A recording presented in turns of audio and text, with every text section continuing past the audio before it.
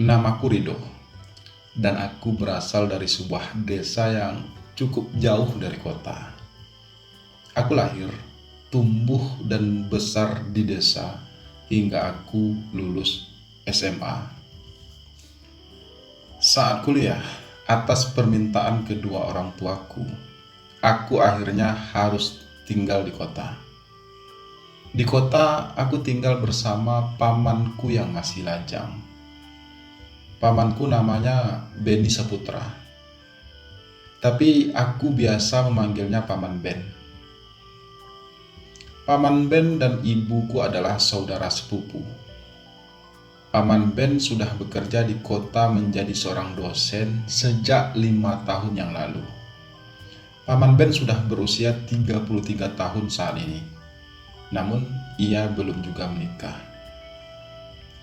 Paman Ben sudah punya rumah sendiri di kota, meski masih dalam masa kredit. Rumah Paman Ben cukup sederhana, hanya ada 2 kamar tidur dan 1 kamar mandi, serta ada dapur kecil dan ruang tamu di bagian depannya. Aku sendiri adalah anak sulung dari 3 bersaudara. Kedua adikku perempuan, keduanya masih sekolah di desa. Yang satu masih SD dan yang satu lagi masih SMP. Paman Ben sendiri adalah anak bungsu dari 5 bersaudara. Semua kakak-kakak Paman Ben sudah menikah dan sudah punya rumah sendiri di desa. Sementara kedua orang tua Paman Ben sudah lama meninggal. Paman Ben masih sering pulang ke desa untuk menjenguk kakak-kakaknya.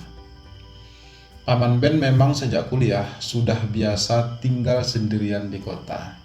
Karena itu juga, ayah dan ibuku mempercayakan aku tinggal bersama Paman Ben. Paling tidak bisa untuk mengurangi biaya sewa kos. Begitu ucap ibu beralasan. Ya, karena aku tinggal bersama Paman Ben, ayah dan ibu tidak perlu lagi mengeluarkan uang untuk membayar kos. Paman Ben sendiri sangat senang aku tinggal bersamanya. Saya jadi punya teman di rumah, ucap Paman Ben ketika ibu menawarkan aku tinggal bersamanya. Paman Ben juga tidak meminta bayaran apapun kepada kami. Bahkan Paman Ben bersedia membantu biaya makan dan juga biaya kuliahku. Mumpung saya masih lajang sih, tapi nanti kalau saya udah nikah, mungkin saya tidak bisa membantu terlalu banyak lagi, ucap Paman Ben terdengar santai. Terima kasih ya Ben, saya titip Rido ya, pesan ibu ketika pertama kali melepaskan kepergianku bersama Paman Ben. Paman Ben memang juga sudah punya mobil sendiri. Kehidupan Paman Ben secara ekonomi memang sudah sangat mapan. Saya nggak tahu kenapa Paman Ben belum juga menikah, meski usianya sudah cukup matang. Aku dan Paman Ben sebenarnya tidak begitu dekat, namun aku mengenal beliau sudah sejak kecil. Secara fisik, Paman Ben sebenarnya sangat menarik. Wajahnya di atas rata-rata, hidungnya mancung, bibirnya terlihat seksi dan memerah, karena setahu saya Paman Ben tidak merokok. Matanya terlihat indah, ditambah pula dengan sebuah belahan tipis di tengah-tengah dagunya, yang membuat ia sangat manis, terutama saat ia tersenyum. Tubuhnya kekar dan berotot, benar-benar tipe laki-laki sempurna. Hal ini justru menimbulkan tanda tanya besar dalam benakku. Kenapa Paman Ben masih betah melajang? Bukankah seharusnya dengan semua kelebihannya tersebut sangat mudah baginya untuk mencari calon istri? Dan inilah kisahku bersama Paman Ben.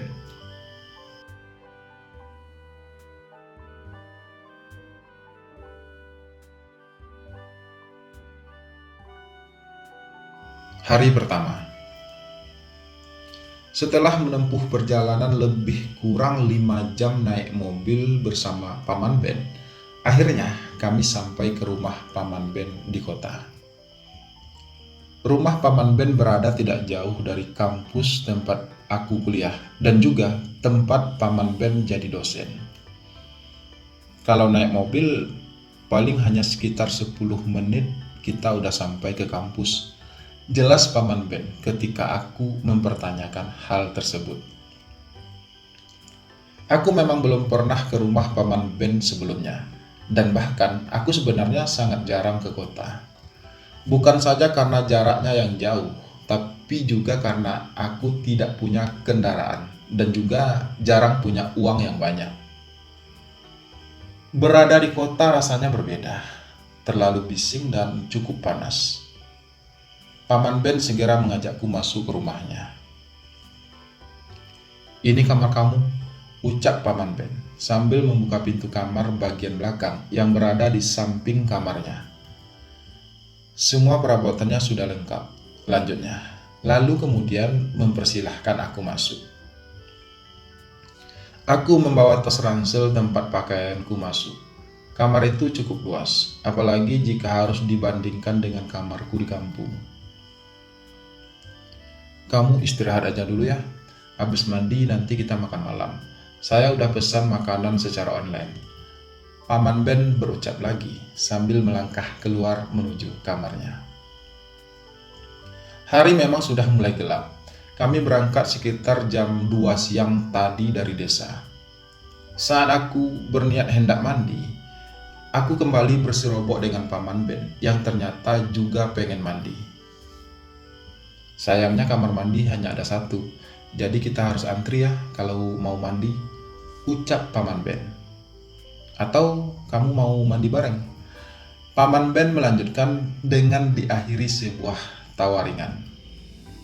Aku tersenyum kecil mendengar kelakar ringan Paman Ben barusan. Sebagai seseorang yang belum merasa begitu dekat, aku tidak bisa membalas ucapan bernada canda tersebut. "Kamu duluan aja," suara Paman Ben terdengar lagi. Melihat aku hanya tersenyum tipis. "Paman aja yang duluan," tawarku membalas. "Udah, kamu duluan aja," balas Paman Ben bersikeras. Karena merasa malas berdebat dengan Paman Ben, aku pun akhirnya melangkah memasuki kamar mandi kecil tersebut. Sebenarnya aku tidak begitu biasa mandi di dalam kamar mandi. Di desa, aku lebih suka mandi di kali. Selain karena airnya yang lebih jernih dan dingin, kami juga sebenarnya belum punya kamar mandi. Namun sepertinya mulai sekarang, aku harus terbiasa mandi di kamar mandi.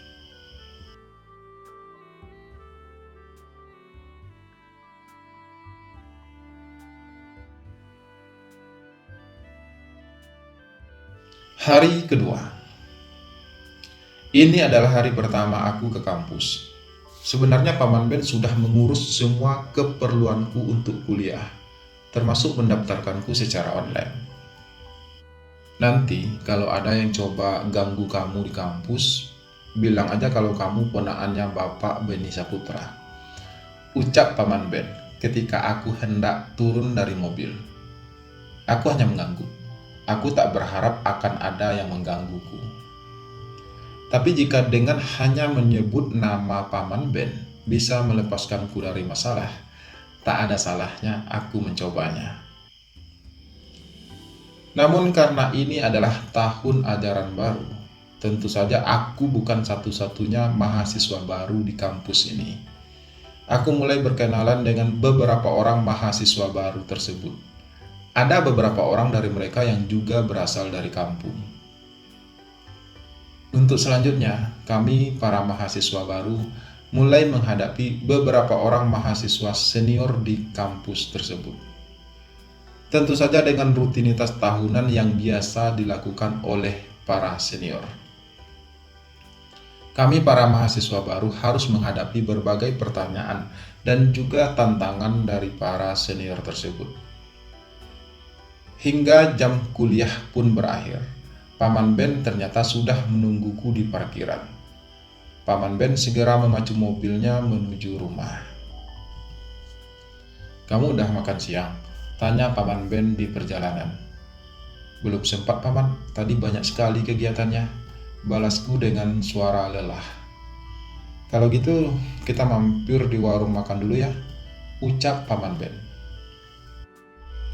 Tak lama kemudian, mobil kami pun berbelok menuju salah satu rumah makan yang ada di pinggiran jalan menuju arah rumah Paman Ben tersebut.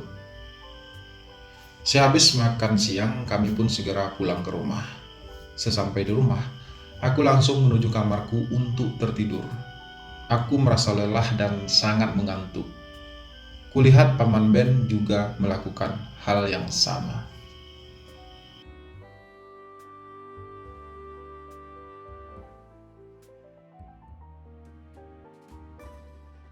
Hari ke-10. Masa orientasi telah usai. Kini kami mulai mengikuti mata kuliah. Aku dan Paman Ben juga semakin dekat dan akrab. Paman Ben sangat baik padaku. Dia benar-benar menganggap aku seperti anak kandungnya sendiri. Karena jarak usia kami yang tidak terlalu jauh dan juga Paman Ben masih kelihatan muda, membuat kami jadi lebih nyambung ketika bercerita. Paman Ben, kenapa belum nikah? Tanyaku suatu malam memberanikan diri. Saat itu kami ngobrol sambil menonton TV di ruang tengah. Paman Ben menatapku sekilas, kemudian ia berucap, "Karena saya sebenarnya tidak suka sama perempuan." Suara Paman Ben datar, namun mampu membuatku merasa begitu kaget. Aku kaget bukan saja karena mendengar kalimatnya, tapi juga karena keberaniannya untuk jujur padaku. Maksudnya Paman Ben seorang gay? Tanyaku sekedar meyakinkan. Paman Ben hanya mengangguk. "Kenapa? Kamu jijik ya mendengarnya?" Tanyanya kemudian. Aku terdiam sesaat sambil memikirkan jawaban yang tepat. Saya juga sebenarnya seorang gay, Paman. Ucapku terbata. Kalau Paman Ben berani untuk jujur, kenapa saya harus menyembunyikan siapa saya yang sebenarnya? Setidaknya dengan begitu kami bisa lebih saling terbuka. "Kamu serius?" tanya Paman Ben. Keningnya berkerut. "Iya, Paman, tapi saya belum pernah pacaran sama sekali. Walau saya sudah beberapa kali jatuh cinta sama laki-laki, namun selama ini saya hanya memendamnya." Jawabku mulai berani. "Kamu suka nggak sama yang tua seperti saya ini?" Paman Ben bertanya lagi. "Suka sih, tapi Paman kan paman saya. Jadi kita nggak mungkin kan menjalin hubungan?" Jawabku setengah bertanya. "Kenapa tidak? Kalau memang kita saling tertarik, bisa saja kan? Lagi pula hubungan kekeluargaan kita sebenarnya tidak terlalu dekat kan?" Balas Paman Ben. Benar sih sebenarnya apa yang diucapkan Paman Ben. Paman Ben hanya saudara sepupu jauh ibuku. Tapi apa Paman Ben juga suka sama saya? Tanyaku akhirnya. "Sebenarnya sudah sangat lama saya suka sama kamu, Doh. Makanya ketika ibu kamu ingin kamu tinggal bersama saya merasa sangat senang. Setidaknya saya merasa punya kesempatan untuk bisa dekat sama kamu." Balas Paman Ben terdengar jujur. "Saya juga suka sama Paman Ben," ucapku berusaha tegas. "Kalau gitu kita pacaran ya?" tawar Paman Ben kemudian. Oh, aku merasa bahagia mendengar sebuah itu. Paman Ben yang tampan akhirnya bisa aku miliki. Aku juga penasaran sih sebenarnya, bagaimana rasanya punya pacar seorang laki-laki. Kalau Paman Ben mau, saya juga mau, Paman, ucapku dengan nada riang. "Oke, jadi mulai malam ini kita tidur sekamar aja ya?" tawar Paman Ben lagi. Tapi saya belum pernah melakukan hal tersebut, Paman. Saya masih merasa takut. Ujarku kemudian. Udah, kamu tenang aja. Yang penting kita nikmati saja semuanya. Balas Paman Ben ringan. Paman Ben sudah sering ya melakukan hal tersebut? Tanyaku ingin tahu.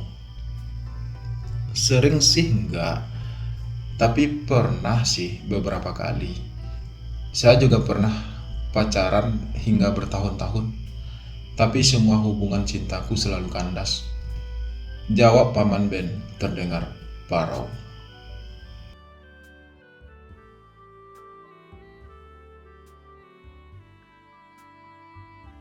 Hari berlalu, bulan berganti. Sudah lebih dari setahun aku dan Paman Ben menjalin hubungan asmara. Kami bahagia melewati hari-hari bersama.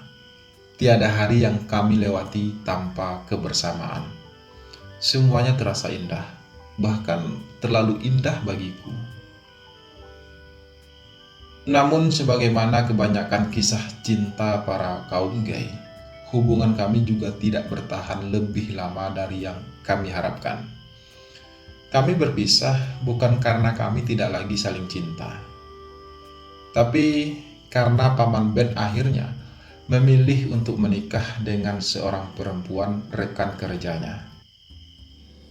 Aku sendiri sebenarnya tidak masalah jika Paman Ben menikah. Aku bersedia tetap menjalin hubungan dengannya meski secara diam-diam. Saya takut saya tidak bisa membagi waktu dengan baik doh. Saya juga takut kalau hubungan kita diketahui oleh istriku. Jadi lebih baik kita akhiri saja semua ini. Lagi pula, kamu masih sangat muda doh. Perjalanan kamu masih panjang. Begitu alasan Paman Ben untuk mengakhiri kisah kami. Aku kecewa sebenarnya, tapi Paman Ben benar. Apalagi Paman Ben juga sudah cukup tua. Mungkin sudah saatnya ia menjadi laki-laki yang seutuhnya. Menikah, punya anak, dan menjadi kepala rumah tangga. Aku masih tinggal di rumah Paman Ben, tapi tentu saja tidak lagi satu kamar dengan Paman Ben. Karena sekarang, Paman Ben sudah punya istri yang menemaninya tidur. Kisahku bersama Paman Ben adalah sebuah kisah cinta yang indah. Paman Ben adalah pacar pertamaku, meski ia bukan cinta pertamaku. Sakit sih sebenarnya melihat Paman Ben bersama istrinya, tapi aku harus bisa ikhlas. Aku kadang lebih sering tidak berada di rumah. Aku juga pernah mengajukan pindah kepada ibu, tapi tentu saja ibu tidak setuju. Dan aku tidak punya alasan yang kuat untuk pindah dari rumah Paman Ben. Untuk itu, aku berusaha sekuat mungkin menahan perasaanku. Untuk itu juga, aku mulai mencari cinta lain di luar sana. Semoga saja aku segera bisa menemukan pengganti Paman Ben. Ya, semoga saja.